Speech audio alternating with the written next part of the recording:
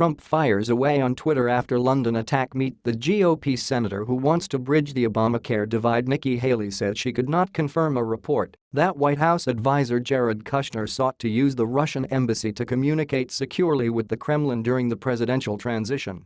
AP photo. Nikki Haley, President Donald Trump's ambassador to the United Nations, on Sunday said her understanding is that the U.S. plans to keep our sanctions strong and tough on Russia in response to the Kremlin's actions in Ukraine, despite reports that the White House is considering easing them.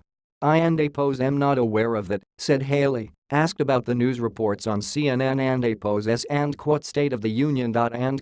So, everything I know is that we have said we're going to keep our sanctions strong and tough when it comes to the issue in Ukraine. We said that publicly. LL continued to say that. Haley also said she could not confirm a report that White House advisor Jared Kushner sought to use the Russian embassy to communicate securely with the Kremlin during the presidential transition, but she said she wouldn't do that herself.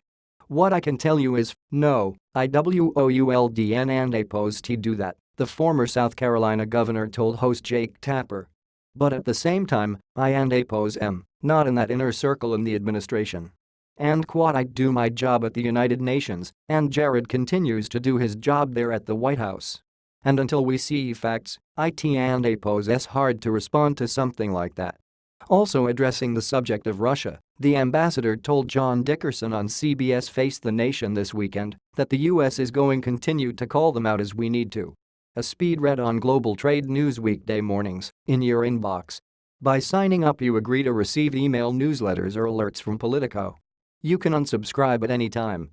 At the same time, we are trying to see if we can have talks with them on how to better come in line in the Syrian conflict, Haley said. Reworking with them on counter-terrorism. But if we see Russia doing anything wrong, we're going to tell them. I can tell you the international community is concerned about our USSIA and APOS meddling within all of their elections, she added. But THEY concerned about Russia for a lot of reasons. And so LL continued to keep our eye on them. And when we can work with them, we want to try and do that. But when we see we're going to hold the line. Missing out on the latest scoops? Signed up for Politico Playbook and get the latest news every morning in your inbox. I fought for a better Israel than this, what Donald Trump doesn't get about Pittsburgh.